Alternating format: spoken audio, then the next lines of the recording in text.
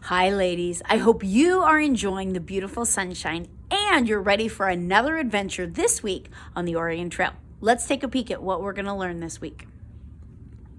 Inside of your packet, you will find your lesson plan as well as your Grain at Home checklist score sheet.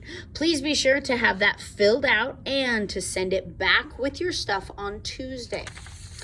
Inside, you're going to find your purple math for this week.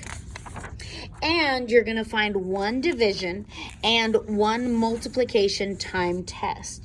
Thank you again for getting those done and continuing to work on them. We're going to be reviewing this week on DMS BRC as we have had to bring down our first number and divide into that. So you have a lesson first with words early in the week, and then you have a review as well as your quiz. Be sure that you show all of your work on that. And you're also going to see your handwriting and your border sheet. Please make sure that you're working on those. Neat handwriting. Thank you, thank you.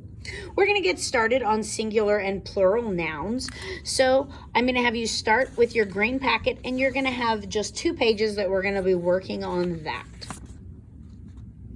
You'll have your where worksheet as well, and we're going to be working on 1 Timothy 6 through 7. I included your third quarter memory verses so you can see which ones we're going to be doing. We're going to be working on diphthongs this week, and we're going to be looking at a few different sounds. It's kind of like the ow sound, like pound and cowboy and noises. So the ow and the oi sounds. You're going to have some spelling homework. Then you're also going to have some natural resources vocab that we're going to be doing. And I'm going to be sending a PowerPoint. I'll paste it in Dojo. And I'm also going to send it over email just in case it doesn't work on Dojo. Anyway, so that you will be able to access that and you'll be able to do that PowerPoint review as well as a natural resources vocab match. Don't forget, next week, we're going to be taking our test on natural resources.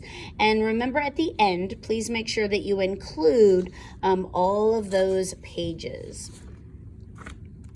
This week in Oregon Trail, you have some vocabulary that we have been looking at. You'll see prospectors and buffalo, pioneers and hardships, oxen, dysentery, ford and prairie, settlements, and blacksmith. You're going to be looking up those words, finding out what part of speech they're from, and writing the definition down. You can choose to do that with a dictionary. You can also choose to do it online.